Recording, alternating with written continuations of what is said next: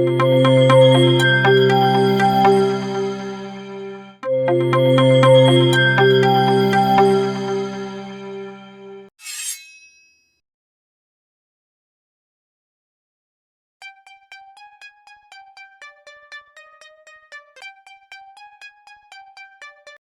assalamualaikum warahmatullahi wabarakatuh. Selamat siang. Selamat datang di lab, ya, di lab lagi. Udah berapa kali masuk lab? Jarang ya, karena kondisinya pandemi, kita masih pandemi, jadi masuknya masih bergantian, ya. Siap, berdoa. Selesai. Beri salam. Assalamualaikum warahmatullahi wabarakatuh. Oke, waalaikumsalam warahmatullahi wabarakatuh. Terima kasih pimpin doanya, ya. Sebelum kita mulai, saya ingin absen dulu. Jaki ada? Ya, ada.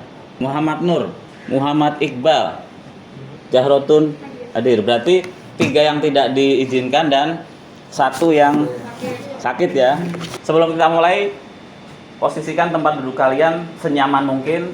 Jangan sampai bersentuhan dengan temannya, ya. Tetap jaga jarak. Kita mereview materi sebelumnya. Kira-kira alat-alat apa sih yang paling dibutuhkan dalam membuat sebuah video? Kamera jelas 1. Terus? Stabilizer. Pencahayaan. Stabilizer buat apa? Buat ngestabilin video. Biar tidak gerak, ya. Karena video itu rawan dengan goncangan, gerakan. Ngomong-ngomong lensa, di lensa itu bisa digunakan teknik zoom. Teknik zoom itu ada berapa macam? 2. Oke. Kira-kira apa? Optikal dan digital. Optikal dan digital. Zoom optikal dan zoom digital. Zoom optikal apa itu? Kamu bisa tempat bergerak. Kayak membesarkan lensanya. Yang membesarkan Objek. Apanya itu yang bergerak? Lensa kameranya. Lensa kameranya, ya. Jadi kalau diputar dia terlihat maju mundur, ngezoom dia. Maju itu ngezoom, mundur itu zoom out, ya, zoom in, zoom out. Kalau yang digital Dia nge-crop gambar.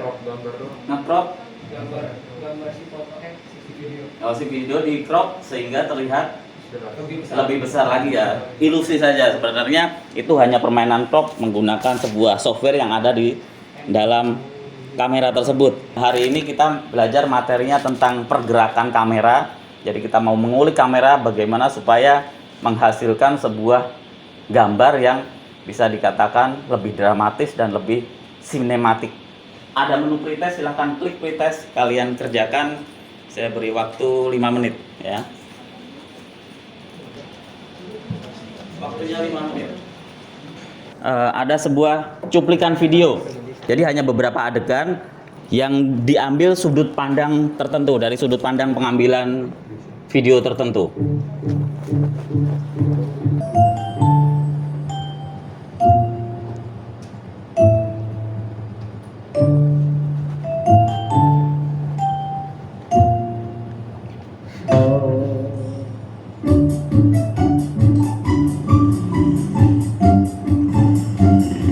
Yang diperhatikan teknik pergerakan kameranya, ya.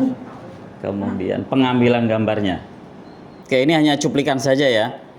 Ini adalah sebuah film pendek, film indie yang memenangkan beberapa penghargaan. Salah satunya penghargaan di Prancis, ya. Kenapa film ini bisa menang? Apa yang membuat dia lebih unggul? Kira-kira kebayang nggak kalau teknik pengambilan kamera ini sangat berperan penting dalam sebuah film? Tadi di luar ketika naik motor ada pengambilan kamera seolah-olah kita sebagai orang tersebut di adegan mana? Oke. Ya. Seolah-olah dia yang lihat.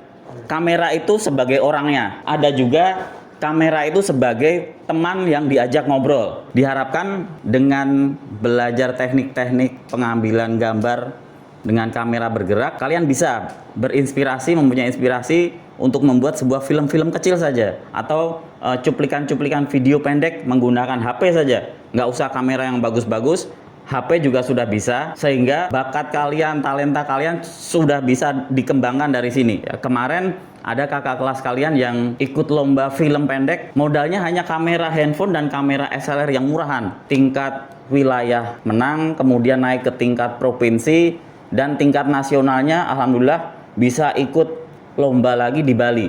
Jadi mereka ke Bali untuk ikut lomba.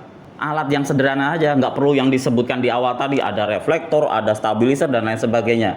Hanya kamera yang dia pegang, tapi dengan menggunakan teknik-teknik pengambilan seperti ini, supaya maksud dari film tersebut mudah didapat oleh yang melihatnya nanti. Jadi nggak harus banyak kata-kata, nggak harus banyak percakapan teks, tapi dengan hanya ekspresi saja sudah bisa menangkap maksudnya. Itu yang disebut film yang bagus.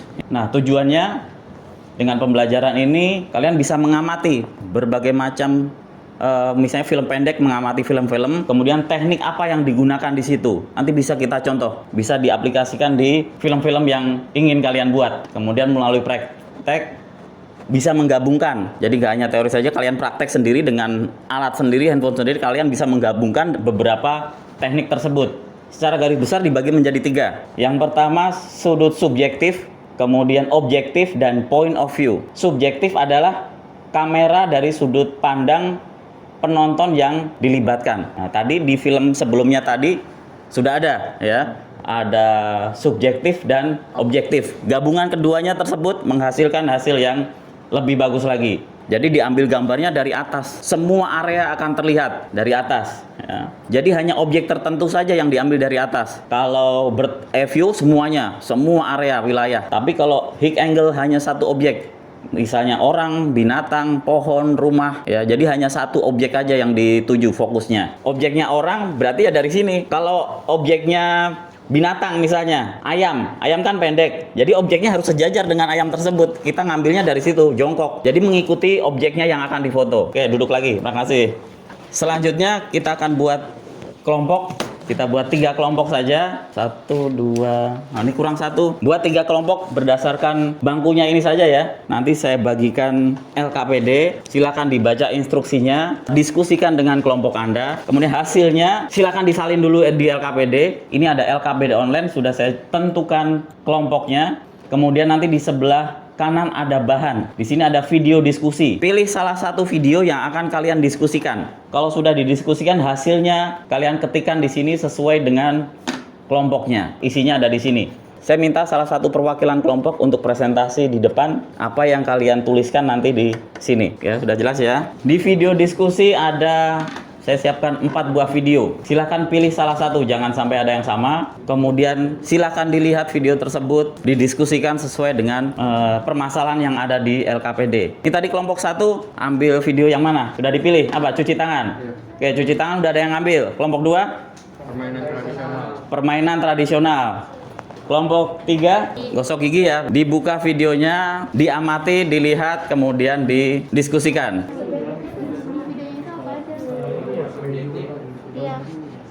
Oke, dari segi subjektif di video itu apa? Menggunakan teknik apa subjektifnya? Bird eye view pakai nggak? Nah, ini bird eye view dari atas kan? Apalagi terus, oke silakan. Bahannya PowerPoint-nya juga ada di situ. Tadi ada beberapa yang digabung, medium sama. Iya ada low. Itu objektif, ada low. Yang dari bawah yang sama itunya. Apa-apa nanti kan tinggal di kopas ke situ, diketik di situ. Subjek berarti dari orangnya, kameranya itu orang sebagai kamera. Mulai dari jauh sampai dekat banget dengan mata. Tapi kalau objektif berarti ya atas sampai ke bawah. Nah, cuci tangan, ayo. Subjektifnya apa? Low ini low apa?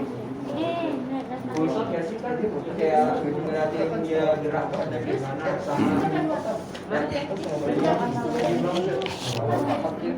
Oh ini subjektif. Ini subjektif dulu.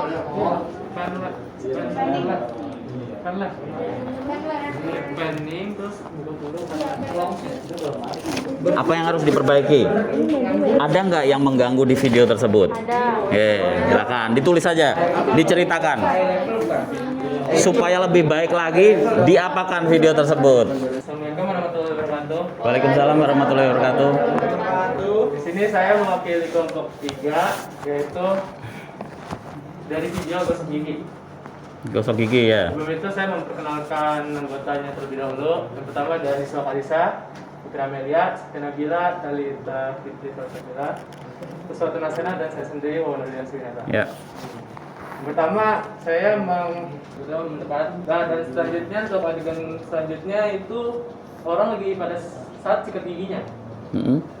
Dan mereka menggunakan teknik medium close up, yaitu pada menggunakan close up dengan di video itu lagi sambil bagian atas dan hanya sampai bagian dada. Dan untuk objektif mereka menggunakan teknik eye level. Kenapa eye level? Karena pada saat menggosok gigi itu kamera jelas sejajar dengan objeknya. Dan untuk pergerakan kamera di adegan pada saat gosok giginya juga itu mereka menggunakan teknik panning. Nah, di videonya itu menggunakan panning, awalnya menggunakan panning right, kamera menggerak ke kanan, dan untuk selanjutnya lagi untuk adegan selanjutnya menggunakan pan left. Nah, kita juga melihat apa aja sih yang perlu diperbaiki di video itu. Yang pertama, kualitas video. Di menit pertama pada saat murid-murid masuk ke dalam gerbang itu kualitas videonya agak kabur atau kurang. Nah, kalau yang perlu harusnya itu resolusinya lebih ditingkatkan lagi supaya lebih jelas. Nah, dan untuk subjektif tadi mereka menggunakan medium langsung dan medium close up. Saya sebaiknya pada saat menggosok giginya itu, adegan menggosok gigi, mereka harus menggunakan close up agar lebih terlihat dengan jelas. Awalnya harusnya kan terlihat mukanya saja dari jidat sampai ya. Dan objektif mereka menggunakan eye level. Di sini saya yang diperbaiki pada saat menit pertama sebaiknya menggunakan high angle karena lebih terlihat objeknya lebih jelas. Ya, seperti itu. Dan ada lagi satu, yaitu ada objek yang menghalang atau yang tidak perlu pada saat di menit pertama juga. Ya, terima kasih. Oke, tepuk tangan dulu untuk lawan perwakilan kelompok 3. Dari kelompok lain ada pertanyaan nggak untuk hasil dari kelompok 3? Ada pertanyaan? Bagus ya? Setuju ya dengan hasil analisanya? Oke, terima kasih. Saya duduk kawan, silakan. Yang pertama itu ada saya sendiri, Febri Fajar Dianto. Di sini yang pertama saya akan jelaskan itu ada subjektif. Kedua ada kurangnya kualitas video. Perbaikan itu bisa menggunakan lensa yang lebih baik. Dan yang terakhir itu ada beberapa scan diulang-ulang, sebaiknya scan-nya dihapus saja untuk meminimalisir. Dan dari kelompok saya wassalamualaikum. Oke, tepuk tangan dulu. Hasil dari kelompok 2, masing-masing video. Ini video adalah hasil karya teman-teman kalian juga pada saat kegiatan belajar di luar kelas. Kita ambil videonya dari teman-teman kalian, kreasi dari teman-teman kalian, pasti ada kekurangannya, masih banyak kekurangan dan perlu diperbaiki karena mereka juga sambil belajar ya. Sudah patutnya berbangga karena hasil video teman-teman kalian ini diikutkan dalam lomba. Jadi percaya dirinya dari situ harus kita kembangkan, percaya dirinya. Walaupun alatnya sederhana ya, jangan bilang nggak bisa, alatnya nggak bagus, tapi dengan peralatan seadanya bisa menghasilkan video-video yang sudah sesuai dengan keinginannya, sesuai dengan tujuannya seperti apa nanti yang akan dibuat video tersebut. Hasil diskusi ini, kemudian kalian tadi sudah menganalisa video, sudah mencari teknik-teknik yang digunakan untuk tugas mandirinya. Kalian bisa gunakan handphone kalian yang kalian miliki, mencoba beberapa teknik pergerakan kamera, teknik pengambilan kamera. Ya, coba di rumah saja. Nanti hasilnya penggabungan dari teknik-teknik tersebut, hasilnya silahkan diupload di sini, ditambahkan. Minggu depan kita belajar masih materinya videografi, materinya tentang editing. Baik, terima kasih untuk pertemuan hari ini. Kita akhiri. Apa yang kamu sukai pembelajaran hari ini? Di sini saya lebih mengetahui teknik-teknik apa aja yang dalam mengambil video, dan juga kameranya, objektifnya, dan sebagainya. Oke, jadi lebih mengetahui caranya supaya bisa lebih mengeksplor lagi nanti ya. Dengan alat yang kamu gunakan, kamu bisa berekspresi lagi dengan yang lainnya. Oke, terima kasih, tepuk tangan untuk kelas hari ini. Oke. Silahkan pimpin doa untuk hari ini. Doa. Oke. Waalaikumsalam warahmatullahi wabarakatuh. Silakan matikan komputer, kemudian rapikan mejanya dan kembali ke rumah masing-masing. Jangan mampir-mampir ya. Oke, silakan kembali keluar dengan tertib sesuai dengan protokol kesehatan yang sudah diarahkan oleh Bapak Ibu guru yang di luar.